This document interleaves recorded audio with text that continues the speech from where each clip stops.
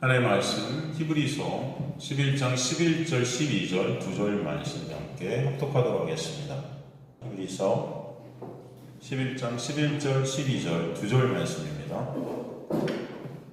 시작. 믿음으로 사라 자신도 나이가 많아 단산하였으나 잉태할 수 있는 힘을 얻었으니 이는 약속하신 이를 미쁘신 줄 알았음이라. 이러므로 죽은 자와 같은 한 사람으로 말미암아 하늘의 허다한 별과 또 해변의 무수한 모래와 같이 많은 후손이 생육하였느니라. 아멘. 하나님 감사합니다. 오늘 생명의 진리의 말씀을 통해 생명 되시고 길 되시고 진리 되신 예수 그리스도만을 저희들 의존케 되는 귀한 역사가 있게 하여 주옵소서. 우리 힘과 노력으로는 우리의 어떤 것으로도 주님만을 의존할 수 없는 자들이 우리 힘을 깨닫게 하시고, 그러기 때문에 믿음이 역사하시고 주님의 놀라운 은혜가 왕노릇하셔서 우리를 죽이시고 온전히 주님 안에 함몰되어지는 육의 죽음 가운데 삭제 가운데 예수 그리스도만 남는 자리가 될 수 있도록 도와주옵소서. 우리 인생을 주님께서 그렇게 이끌고 가시고 역사에 가실 것을 믿사오며 감사드리며 예수 그리스도의 이름으로 기도드리옵나이다. 아멘. 저번 주에 구약에 나오는 우리 사라의 인생 여정을 우리가 살피면서 사라의 삶을 생명으로 이끄신 하나님의 놀라운 은혜를 우리가 보게 되었습니다. 매 순간 그녀를 생명이 되게 하시는 그 십자가의 역사가 이미 십자가가 서기 전인 구약을 통해 우리에게 그 놀라운 은혜를 보여주시는 말씀을 우리가 보게 되면서 온전히 그 주님의 은혜만 찬송할 수밖에 없는 우리의 모습을 또 알게 되는 것입니다. 오늘은 우리가 저번 시간에 살핀 사라의 여정을 토대로 오늘 히브리서 본문을 다시 한번 해석해 보고자 합니다. 해석하면서 주님의 놀라운 은혜를 다시 한번 우리가 보았으면 좋겠습니다. 11절 보니까 믿음으로 사라 자신 나이가 많아 단산하였다. 우리가 저번 시간에 다 살폈던 내용들이 다 이 안에 들어가 있죠. 단산하였으나, 그래서 이제 아무런 생명도 날 수 없는 그런 상태가 되었으나 잉태할 수 있는 힘을 얻었다. 무엇이 그렇게 잉태할 수 있는 힘을 얻게 했냐? 바로 믿음이 역사하셔서 잉태할 수 있는 힘. 여기서 힘이라는 건 뒤나음이 있어 능력이죠. 하나님께로부터 온 것입니다. 그죠? 이는 약속하신 이를 미쁘신 줄 알았습니다. 여기서 보면은 11절 처음에 나오는 단어가 역시 11장 전체에 주어되는 믿음으로, 믿음이 역사하셔서 그런 뜻이죠. 믿음이, 물론 믿음으로 나와서 믿음을 도구로 쓰셨다는 거지만 사실은 믿음이 아니면은 이렇게 될 수 있다 없다? 없다. 그냥 믿음이 역사하시는 거죠. 믿음이 역사하시지 않으면 구원은 없다라고 말씀하시는 것입니다. 죄로 죽어 있는 시체인 인간은 오직 하나님의 믿음의 역사로만 생명이 된다라는 것을 보여주시죠. 그 상황을 설명해 주시는 말씀이 사라가 나이가 많아 단산하였으나 이렇게 되죠.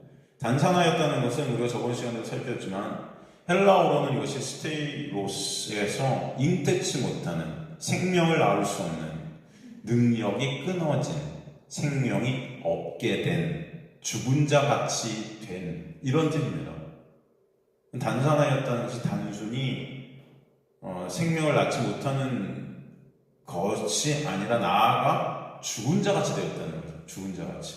죽게 되었다. 생명이 없다. 근데 여기서 우리가 중요한 단어가 나오는데 나이가 많아라는 단어. 나이가 많아. 파라카이론 헬리티아스 이렇게 되어 있는데, 파라는 몸을 넘어서 이런 뜻이고요. 카이론이 여러분 카이로스라는 단어를 쓴 거예요. 카이로스. 헬리티아스가 나이고요. 여기서 나이가 많다, 우리나라 말 성경에 나이가 많다라고 해석을 해놨지만 사실은 이것이 아이를 낳을 수 없는 때, 그때다라는 거예요. 아이를 낳을 수 없는 그 때를 지금 지나고 있으면서 그 때가 돼요. 이런 뜻입니다. 그 때를 갖다 카이로스라는 시간적 단어를 썼는데, 이 카이로스라는 단어는 여러분 다 아시다시피 중요한 단어죠. 이 시간을 가리키는 때는 두 가지 단어를 쓴다고 했지 않습니까? 그죠? 뭐죠? 크로노스, 그 다음에 카이로스. 크로노스는 뭐죠? 크로노스. 크로노스의 때는 어떤 때입니까, 여러분? 네? 지금 우리 인간, 우리 역사, 지금 우리 삶 가운데 흐르고 있는 이 세상 가운데 시간을 크로노스의 때라고 그래요. 시간의 역사 가운데 시간. 카이로스는 하나님의 때라 그러죠. 하나님의 때는 구체적으로 뭐죠? 뭘 뜻하는 단어예요? 하나님의 때라는 게 하나님께서 구원을 이루시는 그때, 그죠? 하나님의 구원을 설명하는 단어가 이 카이로스라는 단어예요. 그러니까 나이가 많아라고 우리나라 말 성경은 이렇게 해석을 해놨지만 이것은 구원의 때가 되었다는 것이에요. 그 구원의 때가 되었는데 그 구원의 때가 어떤 때냐면은 단상하게 된 때다. 여기서 우리가 알 수 있는 것은 사라가 생물학적으로 육이 사실 사망 신고가 되고 그 육의 가능성과 가치가 죽음으로 올라간 그때 인간의 어떤 것으로도 생명을 이제는 낳을 수 없는 죽은 자 같이 된 그때가 바로 구원의 때다. 다시 말해서 구원이라는 것은 반드시 이 때가 있게 된다는 것인데 이 때가 어떤 때요? 인간의 육이 부정당하는 때가 구원의 때인 것이다 라는 것을 우리에게 보게 하세요. 그때 비로소 주님은 잉태할 수 있는 능력을 사라에게 부으셔서 오직 믿음, 오직 은혜로만 생명을 낳게 하시는 거죠. 그래야 우리의 생명됨이 오직 하나님의 은혜로만 되었음을 깨닫게 되는 것입니다. 사실 그 죽음의 자리에서 오직 은혜로 생명 즉 이삭이 낳게 하시는데 사실은 그 이삭은 누굴 예표합니까? 여러분? 이삭을 낳게 하시는데 그 이삭은 사실은 예수를 예표해요. 그죠? 그 이삭의 후손으로 이삭은 약속의 자손이라는데 그 약속의 자손이 사실 누구예요? 그 자손이라는 게 그 자손 후손을 여럿이 가리키는 거 여럿을 가리키는 복수를 쓰이는 게 아니라 그러잖아요. 갈라디아 3장 16절 보면 그 후손 자손은 한 명을 가리키는데 누구다? 예수라고 그러잖아요. 그러니까 사실은 이 죽음의 자리에서 그 사라의 죽음의 자리에서 오직 은혜로 생명 즉 이삭을 잉태케 하시고 낳게 하셨는데 그 이삭은 사실 누굴 예표했다? 예수를 예표했다는 것은 사실은 지금 믿음의 역사서서 사라는 잉태할 수 없게 된 그 상태의 때 이것은 사라가 이삭을 낳을 수 없게 된 상태를 말하는 거죠. 그죠? 이삭을 낳지 못하는 그때 나아가 그러면 예수라는 그 약속의 후손을 낳을 수 없는 상태인 거죠. 이거는 그죠? 그때 오직 하나님의 능력, 하나님의 은혜로 이삭, 즉 약속의 후손 나아가서 누구를 낳게 하시는 거예요? 예수를 낳게 하시는 거예요. 이해가 되시죠? 자, 그러면 저희가 질문을 하나 합니다. 그 이삭, 즉 예수를 낳았다라는 것은 어떤 의미인가요? 네? 사라가 이삭을 낳았다. 사라가 예수를 낳았다. 그죠? 이삭은 곧 예수죠. 이삭이 예수를 예표했잖아요. 이해가 되시죠? 그건 무슨 의미죠? 이삭을 낳고 예수를 낳았다는 의미가 뭐죠? 여러분 우리가 계시록을 공부할 때 계시록 12장에 보면은 해를 옷 입은 여자가 나와요. 이게 신약의 교회를 뜻해요. 그죠? 신약의 교회, 즉 하나님의 백성이죠. 근데 그 여자가 몰라요. 네? 아이를 낳아요. 그 아이가 누굽니까? 누구예요? 아이가 누구예요? 예수예요. 그죠? 여자가 아이를 낳아요. 그 아이는 예수예요. 그죠? 그럼 여자는 누구죠? 교회예요. 그러면 교회가 예수를 낳았다? 이게 뭐예요? 어떤 의미예요? 예? 여러분? 여자는 아이를 낳고 아이를 낳은 여자는 이제 하나님의 보호를 받게 되죠. 여기서 여자는요, 아이를 낳으면 안 되는 존재인 거예요. 그죠?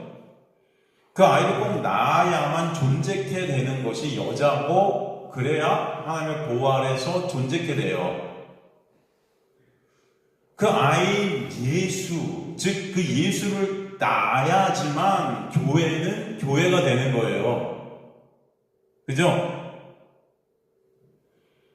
그 아이로 인해 이제 교회는 존재케 되는 것입니다. 그 아이가 여자는 꼭 필요한 거죠. 그걸 낳았다 그러는 거예요. 예수가 아니면 여자로서의 존재성은 사라지는 겁니다. 그렇기 때문에 여러분, 사라가 이삭을 낳게 된 것, 즉 예수를 낳게 되었다는 것은 그 예수만을 어떻게 됐다는 거예요? 의존케 되고 믿어지게 되고 예수 안에 거하는 그런 교회가 되게 되었다. 그래서 이제 그 예수로 인해 영원한 하나님의 은혜의 장막 안에, 그 보호 아래 있게 되었다. 그죠? 교회의 존재 목적은요, 여자의 존재 목적은 아이를 낳는 거예요. 근데 그 아이가 누구예요? 예수라는 아이를 낳아야 돼요. 이해가 되십니까? 그 예수라는 아이에 의해서 이제 끌려가는 게 여자의 삶이에요. 그 아이가 우리 안에 생명으로 들어오시면 그 여자는, 교회는 생명 대신 예수로 끌려가게 하시는 거예요. 그죠? 그게 바로 교회의 존재 이유입니다. 자, 다시 사라의 이야기를 우리가 본문을 통해서 보면 하나님의 은혜로 사라는 예수를 낳게 돼요. 이삭을 낳게 된다고요. 근데 그때가 사라의 어떤 때예요? 죽음이에요. 사라가 죽는 때예요. 단상하게 되는 때예요. 사라가 죽음의 때가 되어서 하나님은 오직 은혜로 이삭을 낳게 하셨다는 것은, 오직 은혜로 사라는 누굴 낳게 되는 거예요? 예수를 낳게 된다. 이것은 하나님의 백성들의 구원의 역사다라는 것을 우리에게 보여주세요. 여러분 한번 보세요. 하나님께서 그때 사라에게 가셔서 말씀하시는데, 그때가 사라가 89세, 아브라함은 99세 때였죠. 그때 가셔서 뭐라고 그러시냐면, 내년 이때쯤에 정확히 시간까지 말씀하세요. 한치의 오차도 없이 하나님의 계획이 이루어질 거야 라고 말씀하시는 거죠. 그 시간까지 말씀해 주시는 것은.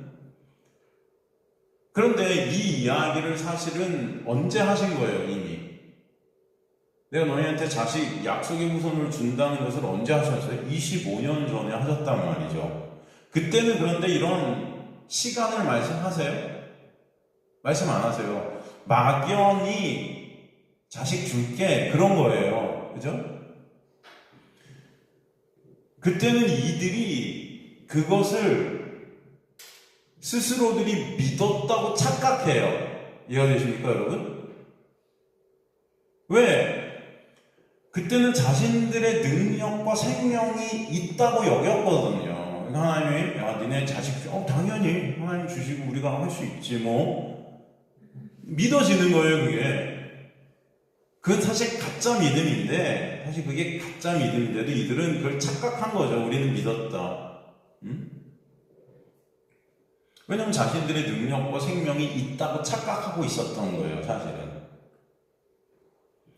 그런데 하나님이 안 주시잖아요. 계속 침묵하시고 안 주시고 25년을, 그죠? 그러니까 거기서 이제 다 탄로나기 시작하는 거죠. 자신들의 믿음 없음이. 그러다가 이제 25년이 지나서 이제 그 자신들의 능력과 자신들의 어떤 생명이 다 끊어지는 그때가 되니까 갑자기 오시더니 시간까지 정확히 말씀해 주시는 거예요. 야, 내년 이때 이삭을 줄 거다. 응? 약속의 후손을 줄 거야. 자식을 줄 거야. 여러분, 25년 전에 그 경험과 상식을 바탕으로 해서 자신의 그 육이 그때보다 훨씬 살아있었을 것 같은 그때도 여러분, 그 시간을 거치면서도 그게 안 됐단 말이죠. 근데 이제는 뭐예요? 다 끊어졌어요. 나에게서 나올 수 있는 어떤 것도 있어요, 없어요? 생명이 될 수 있는 어떤 장치들이 다 끊어서 이게 죽은 자같이 돼버렸어요. 그런데 자식 준대요. 그럼 믿을까요? 안 믿을까요? 사람이라면 이게 믿어지겠어요? 안 믿어지겠어요? 네? 당연히 말도 안 돼, 그렇게 생각하는 거죠. 그러니까 어때요? 사라가 비웃죠? 그리고 이삭의 이름이 뜻이 뭐예요? 조롱하다, 비웃다잖아요. 하나님을 비웃어요. 말도 안 돼. 25년 전에 우리가 그렇게 건강하고 우리가 그렇게 생명이 있고 한데도 자식 준다 해놓고 자식을 못 받았는데 갑자기 지금 와서 뭐 내년에 자식을 준다고 말도 안 돼. 웃는 거, 비웃는 거죠, 여러분. 자신들의 경험과 상식을 비춰볼 때 그 인생 여정을 통해 볼 때 그런 하나님은 못 믿는 거죠, 사실은. 이게 믿음 없음이 탄로나는 거죠, 어떻게 보면. 이해가 되십니까? 그러니까 이 비웃음과 조롱이라는 것은 믿음 없음의 죽은 상태인 그들의 모습이에요. 그러니까 그들은 1%도 믿음이라는 것을 가질 수 있는 능력이 이제 상실된 거예요. 25년 전에는 우리 자신들이 믿는다고 착각하고 있었어요. 나는 믿는 거야. 나는 하나님 믿어. 그래서 하나님이 그런 믿음으로 인해서 약속의 후손을 주실 거야. 뭐 이렇게. 여러분 이해가 되십니까? 하나님 믿는 것 같아요. 근데 오히려 25년 지금 이때는 안 믿어. 하나님 안 믿어. 야, 말도 안 돼. 비웃는 거죠. 그런 상태, 그 죽음의 상태에서 하나님은 이삭을 주시죠. 그죠, 여러분? 여기서 우리가 알 수 있는 것은 구원이라는 것은요, 인간이 믿어서 되는 것이 아니에요. 약속 주신다 할 때 내가 믿습니다. 네? 될 것 같아. 능력도 있고 힘도 있고 하나님 조금 도와주시면 충분히 나는 될 수 있어. 믿습니다. 그렇게 되는 것이 구원이 아니라는 거예요, 여러분. 구원은요, 하나님을 비웃는 상태에서 오게 되는 게 구원이에요. 도저히 하나님 믿을 수 없을 것 같은 그 죽음의 상태에서 오게 하시는 것이 구원이에요. 하나님 그때까지 기다리시는 거죠. 믿음 없음을 탈탈 털어내시는 그때 그 죽음의 상태까지 기다리시는 거예요. 다시 말해 구원은 예수를 믿어서 얻게 되는 게 아니에요. 이거 착각하시면 큰일 나실 수 있죠. 그러면 저는 이제 또 목사님이 예수 믿어 구원 받는 게 아니래. 여러분 구원은 여러분이 예수를 못 믿어서 구원이 있게 되는 거예요. 제가 지금 무슨 말씀인지 이해가 되십니까? 제가 예수 믿습니다. 그래서 구원 얻었으면 이런 구원은 없어요. 저는 예수 도무지 못 믿겠는데 그런 저를 구원하신 거예요. 이해가 되세요, 여러분? 그게 구원의 역사다. 그래서 이삭은 누굴 예표한다? 예수를 예표한다고 했어요. 그 예수는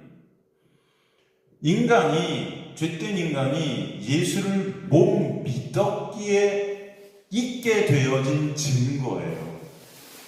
저 여러분은 예수를 보면서 나의 믿음 없음의 증거가 예수구나를 알아야 돼요.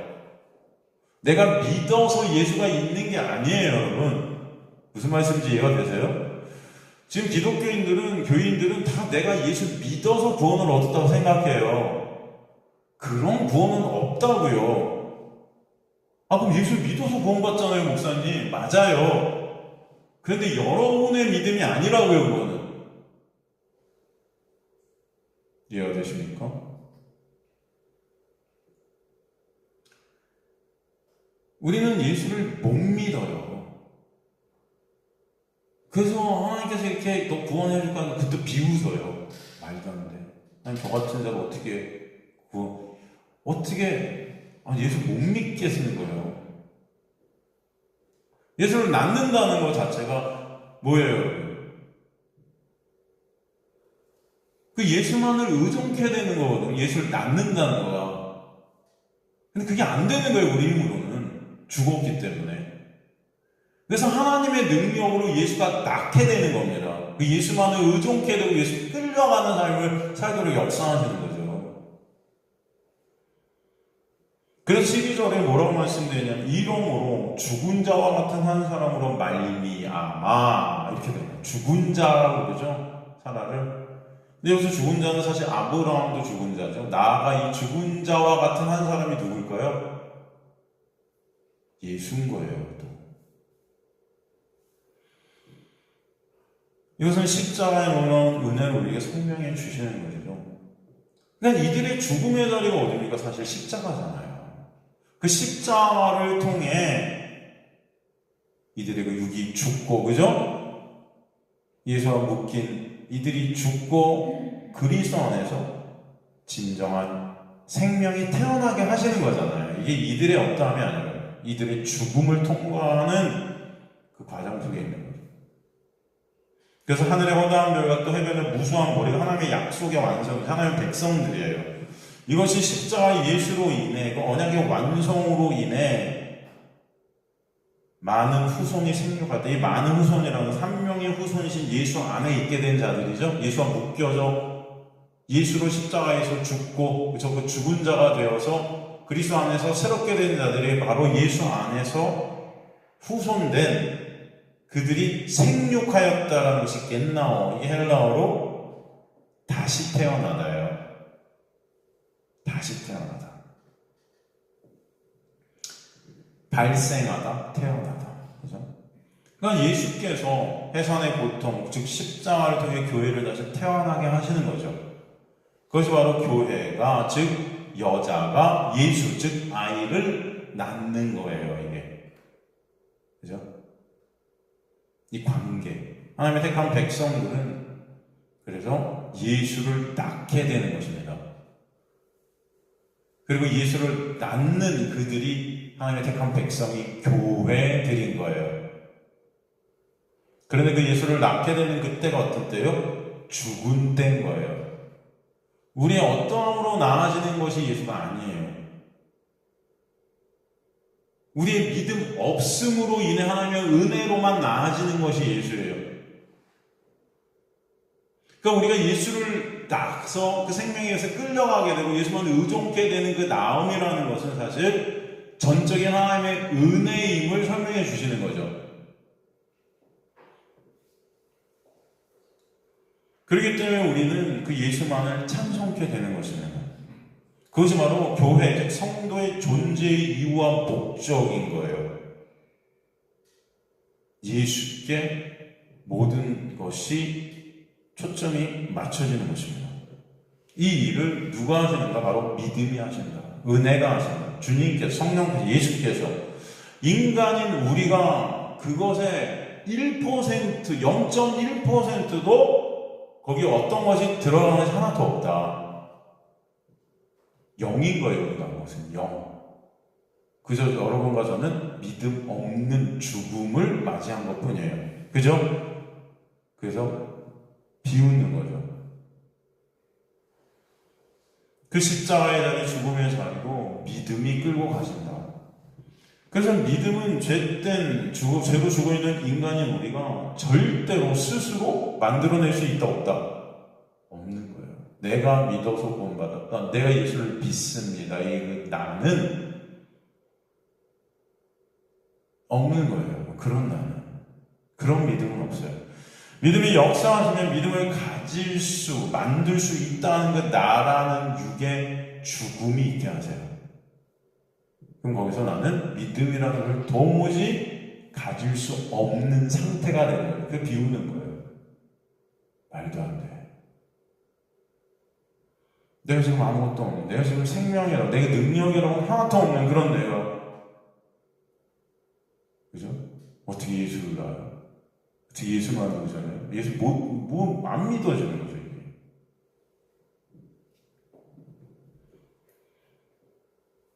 그런 상태에서 주님의 놀라운 역사, 그 믿음이 인도에 가셔서 나를 탈탈 털어내시고, 그 상태에서 주님만을 바라보도록 하시는 거예요.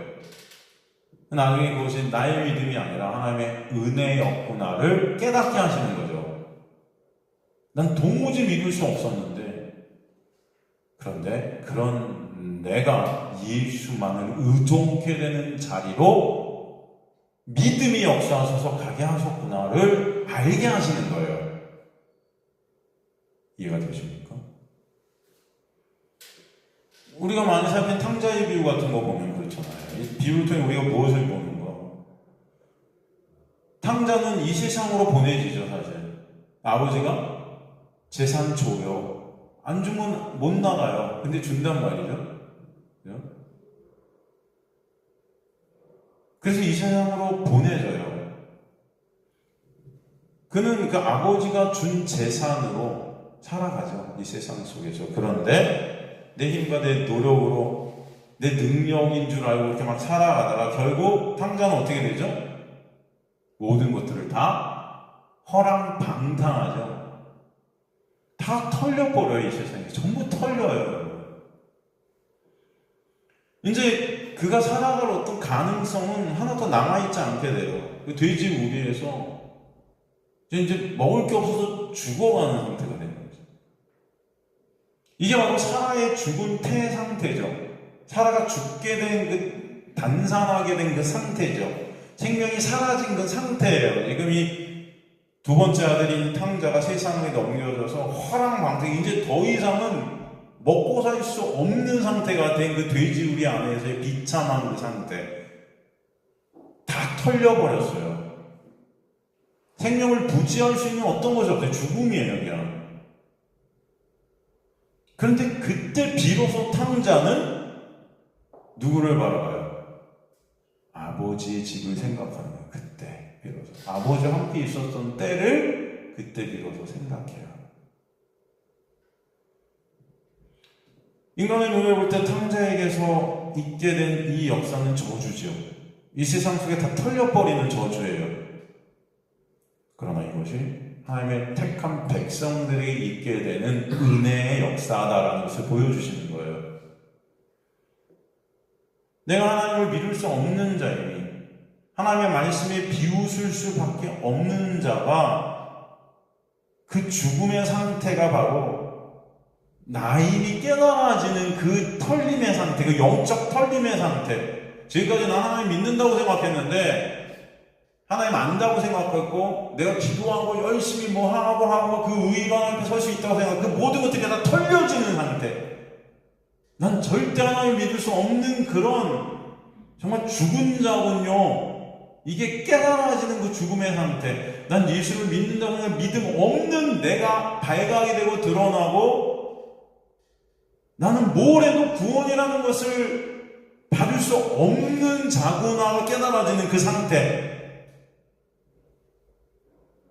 그 믿음 없음의 존재가 나에게 깨달아지는 그 상태에서 하나님의 구원의 역사를 하나님께서 홀로 이루시는 거예요. 그래야 여러분은 감사와 찬송이 있게 돼요. 조금이라도 여러분 안에 1%의 가능성이 있다면은 여러분은 하나님을 찬송하지 않는 자들이 되기 때문이에요. 그렇기 때문에 여러분 지금 이 시대 교회들이 하고 있는 무슨 전도 폭파 훈련이라든가 무슨 고구마 전도법, 감자 전도법도 있나? 잘 모르겠다. 하여튼간 뭐 두 날개 무슨 운동 제자 뭐 훈련 뭐 양육 뭐 이런 것들은 여러분 다 뭐 하는 겁니까? 이런 훈련들을 통해서 뭐예요? 전부 인간의 믿음 쌓기, 인간의 가능성 쌓기, 인간의 능력 쌓기. 가면 기도하면서 갑자기 능력 달라고 하는 거죠. 막. 내 힘과 내 노력으로 죽지 않기 운동하는 거예요. 하나님은 그런데 우리가 죽어야 될 그때까지 기다려서 그때 구원을 이루시는데 우리는 안 죽겠다고 헐레벌치고 있는 거죠, 다들. 근데 그걸 교회에서 해야 해요, 우리가. 안 죽기 운동.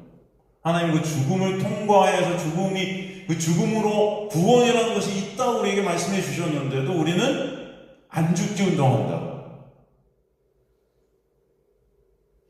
나라는 믿음을 가질 수 없는 그 죄된 나를 자꾸 착각하게 만들어요. 믿음을 갖다가 더 성장시키고 막 이런 걸 하면 믿음이 큰 거 같아요, 내가. 그죠? 그렇지 않습니까? 무슨 전독 폭발 훈련 같은 거 하면은 말씀 암송 엄청 해서 그리고 막 전도하고 막 나를 통해서 누가 뭐 영접기도 같이 영접기도 하면 마치 내가 하나님이라도 된 것 같이, 그죠? 내가 영접기도를 몇 명 시켜서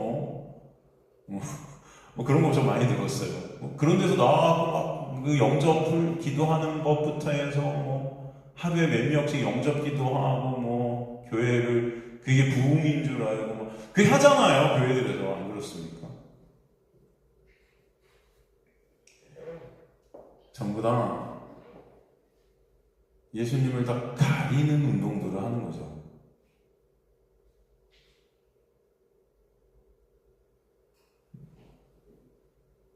말씀에 교회를 하나의 백성들이라고 그러고 그들을 어떤 자들이라고 부르냐면 에베소서 2장 20절 보면 사도들과 선지자들의 터 위에 세움을 받은 자들이라 그래요.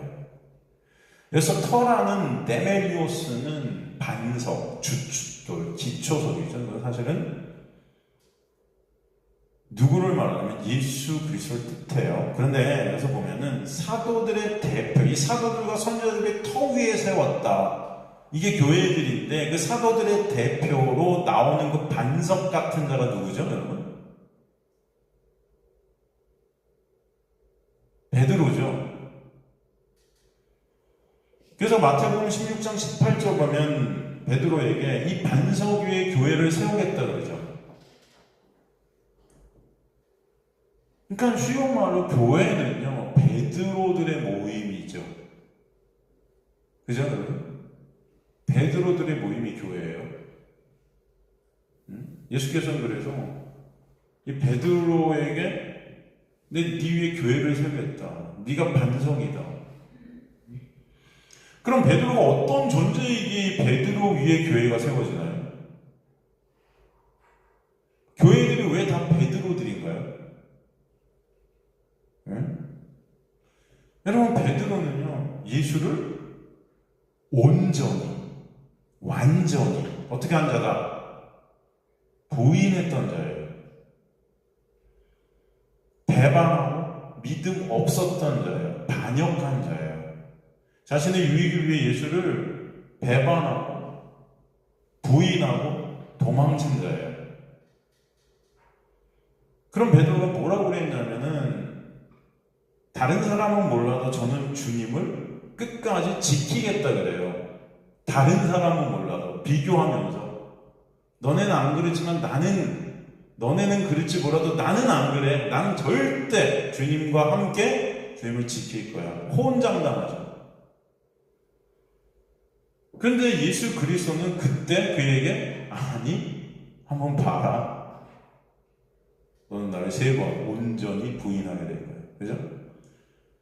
그 자신의 의지와 의의가 탈탈 털릴 때까지, 그래서 통곡할 수밖에 없는 자리에 갈 때까지 하나님은 그를 끌고 가시는 거죠. 그죠? 철저히 실패한 자가 되게 하시죠. 성령이 오신 이후에도 사역을 할 때도 사도 바울한테도 혼나고 여전히 하나님을 잘 못 믿는 그런 모습들을 보이고, 그러면 코마디스 도미네 이스라엘 초대교회의 수장이 되었는데도 여전히 내 살 길을 궁리하면서 혼자 빠져나가다 그때도 예수를 만나죠. 물론 전설 속에 있는 어떤 소설 속에 나오는 코마디스 도미네, 코마디스라는 소설 속에 있는 내용이지만 전설 속의 얘기라고 할 수 있지만 그때 그에게 걸어오신 분이 누구예요? 예수죠. 코아바디스도메, 너 어디 가니? 주님께서, 아니 베드로가 주님께 당신 도대체 어디 가시는데 왜 저한테 오셨습니까? 난 네가 지금 달려야 될 그 십자가로 다시금 달리러 간다 그러죠? 여전히 끝까지 안 되는 거예요. 그런 베드로를 끌고 십자가로 가서 탈탈 털어내셔서 온전히 달리는 것도 아니고 거꾸로 달리게 하시죠. 그게 생명임을 알게 하시는 거죠. 나는 도저히 내 힘과 내 노력으로는 주님을 사랑할 수도 믿을 수도 없는 가능성이 0%인 자. 그러기에 주님께서 그를 십자가로 끝까지 몰고 끌고 가서 다 털어버리시는 겁니다. 주님께서 그런 나를 불쌍히 여겨주시지 않으면, 그 은혜로 가리고 덮어주시지 않으면 가망성이 없음을 알게 하시는 거예요. 그게 베드로들인 거예요. 이것이 바로 예수의 십자가의 역사죠. 십자가의 그 은혜를 알게 되는 역사 가운데 십자가의 예수의 피만 의존케 되는 자가 바로 베드로들이다. 내가 철저히 죽어야 할 그 십자가의 자리에 예수께서 죽으셔서 그 은혜로만 살 수밖에 없음을 깨닫게 되는, 오직 예수만을 그래서 바라볼 수밖에 없게 된 자들인 거예요. 그들이 바라보고 싶어서 바라보는 게 아니고 그럴 수밖에 없는 거예요. 그 자리로 끌고 가시는 거예요. 그들이 교회예요. 그들의 고백은 저는 주님 죄인입니다. 주님을 배반하고 십자가에 못 박은 자입니다. 지금도 여전히 끝까지 나의 유익을 위해 주님을 배반하고 부인하고자 하는 그런 자입니다.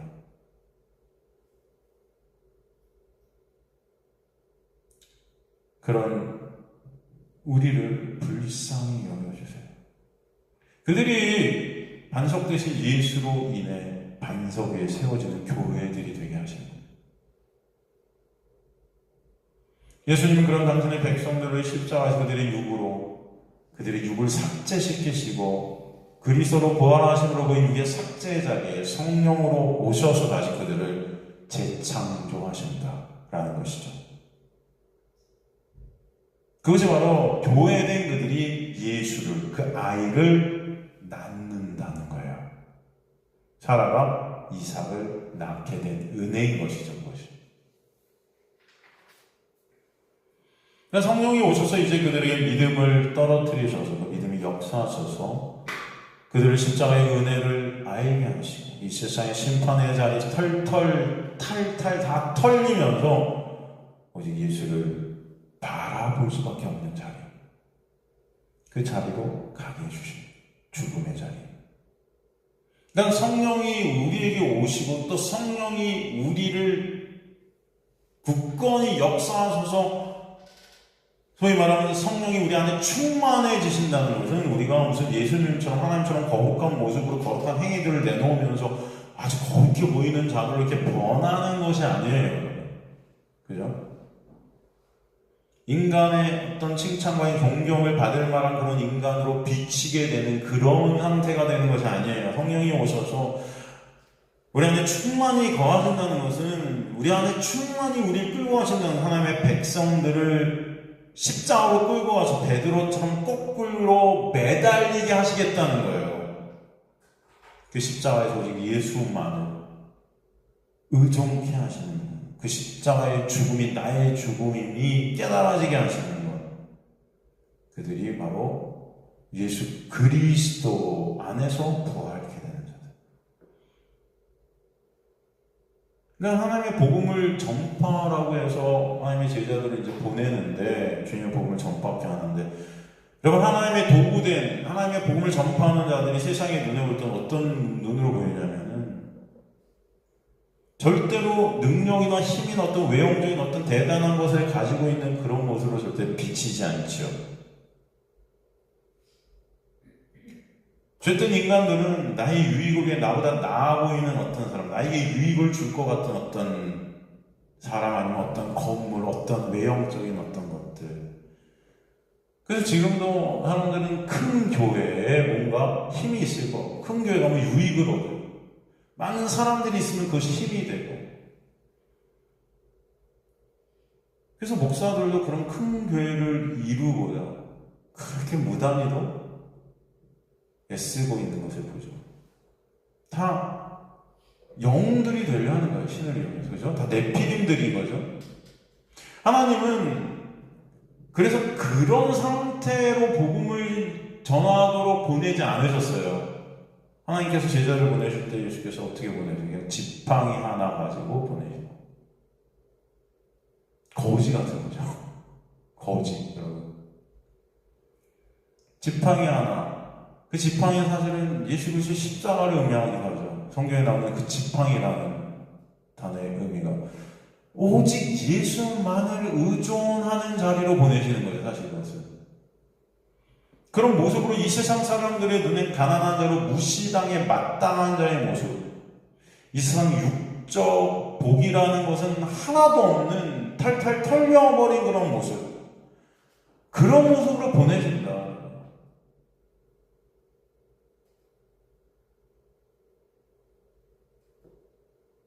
그들이 가서도 예수만, 십자가만, 그 말씀만 전하게 하시는 거예요.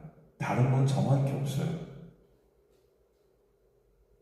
그런 그들을 통해 예수만 보고 알게 되고 믿어지게 하시는 역사. 즉 인간의 상식과 세상의 논리를 깨시는 거예요. 오직 믿음이 역사하셔서 하나님의 택함받은 백성들은 탈탈 털리는 그 상황 속에서 예수 그리스도만을 바라보게끔 역사해 가시는 거예요.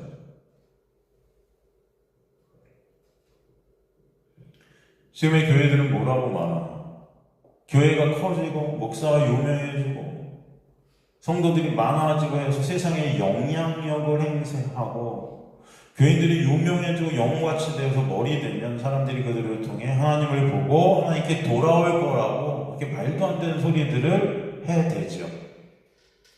그것이 하나님께 영광이라고 그렇게 말들을 해요. 그럼 그들이 세상에 모범을 보여서 말씀 지키고 선한 일하면 세상이 변하고 사람들이 예수 믿고 그러면 더 좋은 세상이 될 거라고 해요. 그래서 뭐 이렇게 똑같진 않아겠지만 비슷하게 설교하지 않습니까? 세상 설교가 이렇지 않나요? 여러분 어떻습니까? 그래서 열심히 다들 하나님의 도움을 받아 이 세상에서 머리 되자 그러잖아요. 다 네피림 되자. 이것이 바로 우상숭배의 전형인 것입니다. 하나님의 구원의 역사는 성경에서 말씀하시는 그 구원의 역사는 이거와 정반대인 걸 우리는 알아야 돼요. 여러분.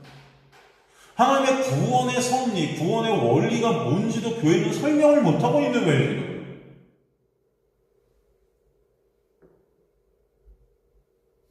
그들이 하나님께 돌아오게 되었다는 것은 사실은 그들의 입장에서 그들이 교회로 몰려오고 교회가 막 커지고 그들을 하나님께 돌아온 자라고 이렇게 착각하고 있지만 사실 그것은 바벨인 거예요.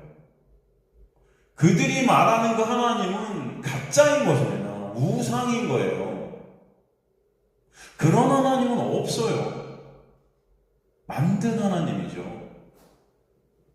그게 바벨과 아세라, 그 신성의 어떤 목적이죠. 다 다산이고, 그죠? 바벨론을 쌓는 거죠. 난 그들이 믿는다는 그 믿음은, 지금의 교회들이 믿는다는, 기독교인들이 믿는다는 그 믿음은 사실은 내가 믿는다는 그 믿음은 다 가짜인 거예요. 그런 믿음이 없어요. 믿음이 역사하시는 믿음이 아닌 나라는 인간의 상식과 논리, 인간의 힘이 바탕이 된 믿음이라는 것은 그저 허상일 뿐이에요. 그러니 하나님의 백성들은 세상의 눈에 볼 때 거지같이 탈탈 털려 이 세상에서 꼬리도 잘려지는, 꼬리도 남아있지 않나 보이는 아무것도 할 수 없는 무능력해 보이고 가난한 모습으로 지팡이 하나만 의존하면서 이 지팡이신 예수만 십자가만을 전할 수밖에 없는 그런 상황이 되게 하셔서 자랑은 오직 예수만 되게끔 역사에 가시는 그 죽음의 자리에 반드시 있게 하시는 거예요, 여러분. 아무것도 자랑할 게 없어요, 여러분에게는. 그러나 하나님의 믿음으로만 구원을 이 사람이 열심히 해요. 그럴 때 우리는 구원이 오직 하나님의 은혜구나를 체육해 됩니다. 그게 아니면 인간은 말만 하는 거예요. 나라는 죄된 그 육을 죽이시는 그 죽음의 자리에서 오직 예수의 생명으로만 다시 살리시는 그 구원을 통해 예수만, 은혜만, 그때만 예수가 찬송이 돼요. 그럼 주님은 주님의 백성들을 이 사라처럼 이 인생 가운데 죽이셔서 오직 예수라는 이삭을 낳게 하시는 거예요. 마태복음 26장에 보면 예수님께서 십자가의 죽음을 말씀하시는 그 앞에서 향유를 꺼내 향유 옥합을 부은 그 이야기가 나오죠. 그리고 그 후에는 어떤 얘기가 나오냐면은 가룟 유다가 예수님을 은 30에 파는 얘기가 나와요. 이 구조는 여러분 다 아시다시피 성경의 대표적 구조, 샌드위치 구조죠. 이 두 이야기가 예수님의 십자가 앞뒤에 배치되어 있어서 그 십자가의 죽음이 어떤 죽음인지를 설명해 주시는 거예요. 가룟 유다의 모습이 사실 사라의 모습인 거죠, 어떻게 보면. 무슨 말씀인지 이해가 되십니까? 사라의 모습은 어떤 모습이에요? 가능성이라는 1%도 없는 모습이에요. 예수를 매 순간 나의 유익을 위해 파는 자, 가룟 유다인 거예요. 사라처럼 가룟 유다도 죽음 가운데 있어 도무지 예수를 날 수 없는 모습인 거예요, 사실은. 가룟 유다는 3년을 말씀을 듣고 예수님과 동행했음에도 불구하고 여전히 자신의 가능성과 힘을 포기 못하는 거예요. 자신의 뜻을 이루기 위해 예수도 파는 자죠. 그런 유사의 모습이 사실은 또 옥합을 깨트린 여인의 모습이었음을 우리는 알아요. 그죠? 성경에도 이 옥합을 깨트린 이거 여인의 모습이 어떤 식으로 비춰지냐면 7 귀신 들린 창녀의 모습으로도 비춰지죠. 7 귀신. 칠하면 완전수잖아요. 영적으로 사라처럼 완전히 죽은 상태의 모습. 그런 자리에 있던 여인이 살게 된 것은 전적인 예수 그리스도의 역사임을 알게 되었다는 것을 그의 모든 것들을 주님께 바쳐지는 것으로 보게 하시는 거예요. 그 유다가 바로 또 이 여인의 모습이었을 것입니다. 바로 7 귀신 들린 자. 여러분, 이 귀신, 7 귀신이 들린 자가 얘기 보면 또 어떤 얘기가 나오죠? 귀신이 나갔다가 나중에 7 귀신을 데리고 들어오잖아요. 여러분 아세요? 이게 뭘 뜻하는 겁니까, 여러분? 이게 마태복음 10장 43절에 45절 말씀인데, 이 귀신을 갖다가 귀신이 나가서 인간들이 거기를 청소하고 막 수리 깨끗하게 하는데 나중에 그 귀신이 7 귀신을 또 데리고 들어온단 말이죠. 그래서 더 상태가 어떻게 돼요? 나빠져요. 이게 뭘 의미하는 겁니까? 지금 이 인간의 힘으로 인한 자기 의의를 뜻하는 거예요. 내 스스로가 깨끗하게 내 마음을 청소하고 깨끗하게 했는데 7 귀신이 더 들어오네. 여기서 집이 비어있게 되었다는 것은 생명이 없는 상태를 뜻하죠. 예수가 없는 상태죠. 그러니까 이 귀신이 나가서 지금 집이 비어있게 되고 그것을 깨끗하게 내가 막 하는 거예요. 이것은 인간이 어떤 노력, 어떤 의의를 쌓아도 그것은 예수라는 생명이 없을 때는 결국은 온전한 귀신에 사로잡혀 멸망할 수밖에 없는 상태임을 보여주시는 거잖아요. 이 자체가 죽음인 거예요, 사실. 자신의 행위, 자신의 것으로 자신을 깨끗이 하려는 그 시도 자체가 죽음인 거예요. 그런 여인을 살리신 분이 누구다? 예수다. 오직 예수만 그런 우리를 살리실 수 있는 거예요. 7 귀신 들린 자들이 다 저와 여러분이 된 거예요. 무슨 뭐 귀신 들려갖고 뭐 이상해지고 막 공중에 등등 떠다니고 이런 게 아니고 여러분, 그냥 죄된 인간들이 다 일곱 귀신 들린 자들인 거예요. 예수의 생명이 부어지지 않으면 우린 다 죽음인 거예요. 유다 자체가 죽음이었던 거죠. 열심히 나와. 내 열심으로 내 나라 지키고 만들겠다. 내 죄는 내가 책임지겠다. 지금도 교회들에서 내 죄는 내가 책임지자 하니까 매번 예배 때마다 회개해야 되고, 그죠? 고백해야 되고, 그거 안 하면 마치 지옥 갈 것 같고, 그렇지 않습니까, 여러분? 말씀 안 지키면 벌 받을 것 같고, 여전히. 결국 내가 끝까지 나를 책임지겠다. 내 자존심 쌓게 할 거예요. 내 육의 자존심 챙기기. 죽어서라도 구원은 내가 이룰 거야. 그래서 내 영광을 조금이라도 만회하고 싶은 인간들. 그렇게 유다가 자살을 하죠, 그래서. 그리고 그 은 30으로 제사장들이 나그네를 위한 무덤을 사요. 그죠? 나그네가 묻힐 무덤을 산다고요, 여러분. 사실 나그네는 누구를 의미해요? 성도를 의미해요. 이 세상에서 우리는 나그네라고 그러죠? 근데 그 나그네를 위한 무덤을 사요. 우리의 죽음의 자리를 위한 무덤을 산다고요. 근데 그걸 갖다가 뭐라고 그러냐면은 피밭이라 그래요. 예수님의 피로 산 밭인 거죠. 여러분, 예수님의 피로 산 밭이 뭡니까? 사실 교회예요. 그러면 지금 이 나그네 무덤이 뭐예요? 교회인 거예요. 이해가 되세요? 그럼 여러분을 이 교회로 부르셨다는 것은 여기가 죽음의 장소라는 것을 알게 하시는 거예요. 이게 무덤이라고요, 여러분들. 영적 무덤. 여기서 우리는 사는 것이 아니고 죽이시는 거예요, 하나님께서. 여러분을 죽음의 자리로 끌고 가신다. 이곳에 오셔서 하나님의 말씀이 여러분을 관통하며 손과 골수와 관절을 쪼개시면서 나는 믿음 없는 자군요, 하나님의 말씀에 비웃는 자군요, 믿음이 있는 것 같았는데 그게 다 탈탈 털리는 거예요. 내가 죽은 자 맞네. 아무것도 할 수 없네.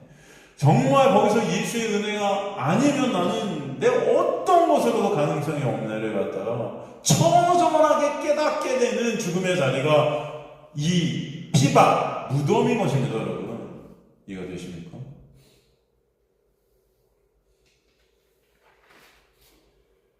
우리를 교회로 부르신 것 자체가 내 힘과 내 노력, 내 의의, 내 능력의 죽음, 십자가의 장사됨을 알게 하십니다.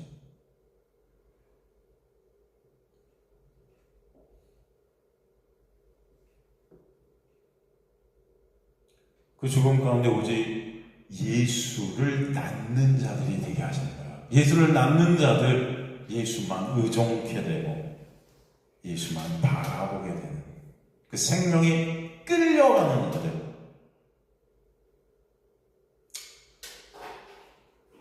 이 자리로 어떤 누가 가기를 원할까요, 여러분? 다들 교회 와서 위로받고 내 능력, 내 영광 더 머리 대서, 그죠? 내 자랑, 내 칭찬 하나님 통해서 그런 것들부터 쌓고 싶어서 교회 들어오는데 그 누가 이 교회 와서 내가 쌓았던 그 모든 것까지 다 탈탈 털리고 싶겠어요? 누가? 네? 그 어떤 누구도 그것을 원하지 않아요. 그래서 히브리서 오늘 본문이 계속해서 무엇이 역사하시는 거예요? 믿음이. 그 믿음이 아니면 여러분과 저는 가망이 없다. 그러니까 기독교의 구원이라는 것은 내가 살아있어 내 힘과 내 노력으로 뭔가를 바치고 내가 원하는 것을 더 얻는 그런 신과 거래하는 그런 정도가 아니라, 이것이 근데 지금 교회의 모습이 되었어요. 내 행위가 근거로 해서 내가 살아있다고 착각하는 자들이 됐어요. 그런 나의 행위로 나의 유익을, 나의 영광을 하나님을 통해 더 얻어내려 하는 집단이 되었어요. 기독교는 그 반대인 것입니다, 여러분. 하나님의 은혜로 무덤인 이곳으로 여러분들이 끌고 오셔서 무덤 안에 우리가 죽은 시체임을 깨닫게 하시는 곳이 교회인 거예요. 오직 그래서 예수 그리스도의 피로만 우리가 살 수 있음을 알게 하시는 곳이 교회인 거예요. 그래서 나그네의 무덤이지만 피 바친 거예요, 여러분.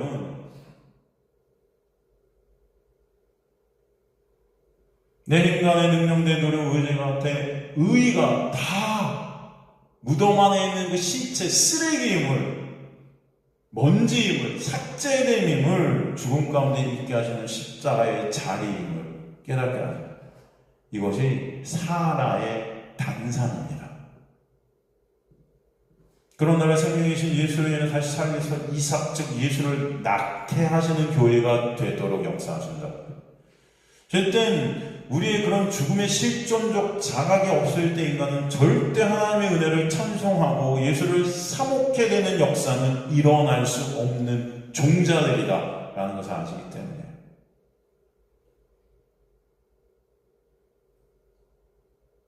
그런 자각이 없는 자들은 그래서 다 내가 하나님을 믿었다 그래요. 그러나 실존적 자각이 없는 자들은 다 내가 하나님을 택했다 그래요.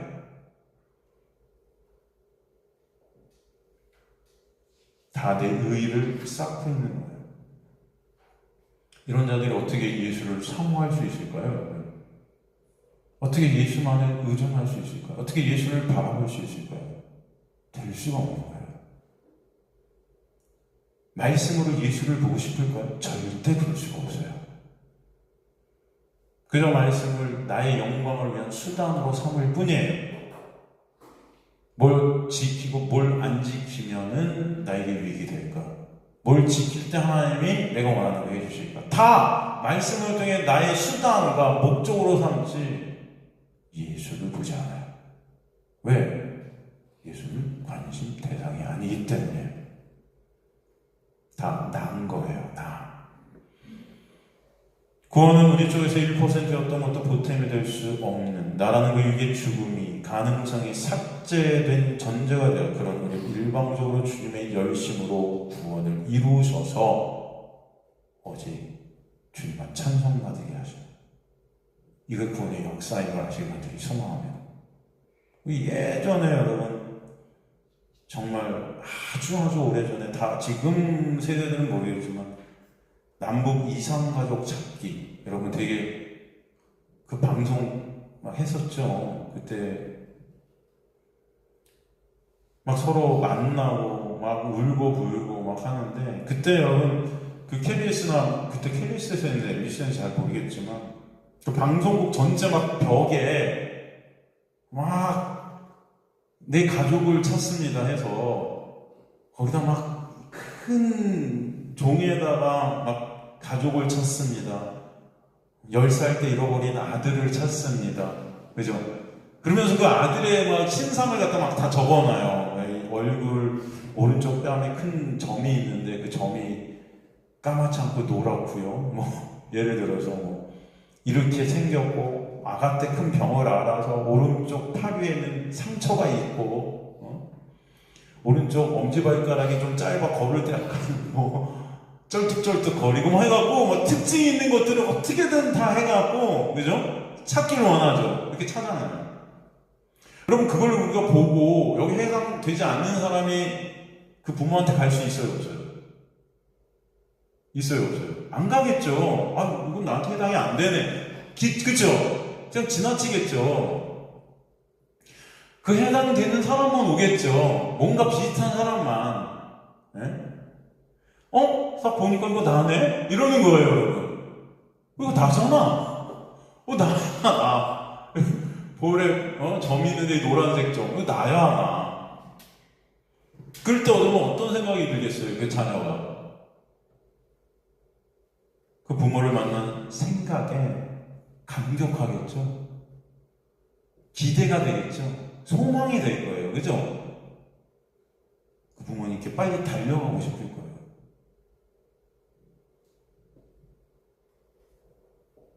근데 여러분, 그 부모는 그 아들의 지금 어떤 상태인 것을 갖다가 조건을 걸지 않아요.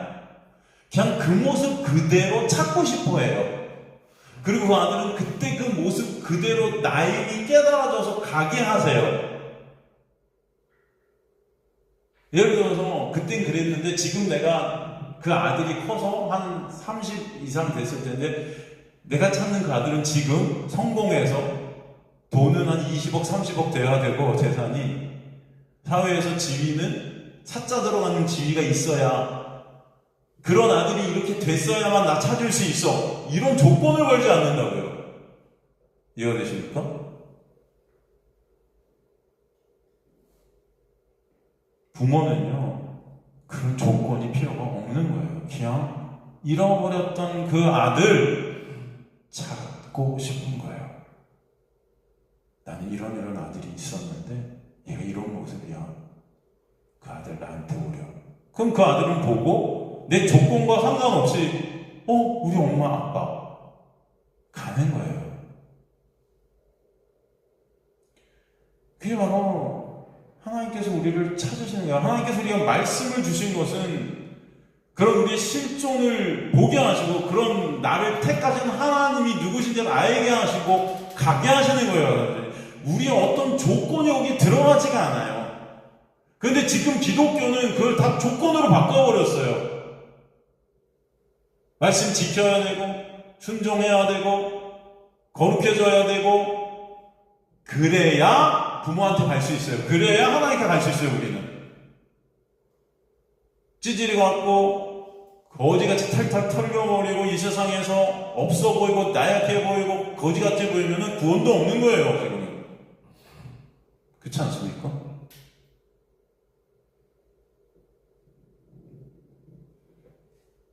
지금 이게 우리의 모습임을 아셔야 돼요. 이 교회의 모습임을 아셔야 돼요.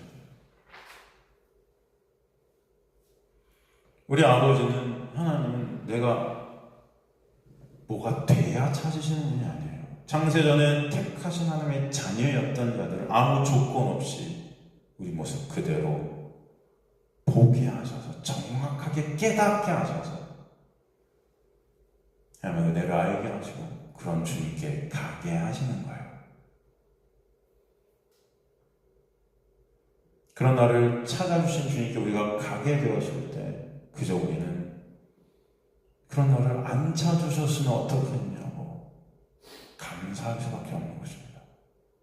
찾아주셔서 감사하다고, 나를 알게 해주셔서 감사하다고, 내가 하나님의 백성임을 깨닫게 해주셔서 감사하다고. 하나님의 아들을 주님께서 찾으실 때 우리의 육적 모습은 조건은 아무 소용이 없다. 여러분이 말씀을 잘 지키든 말씀을 못 지키든 그것이 중요한 게 아니에요.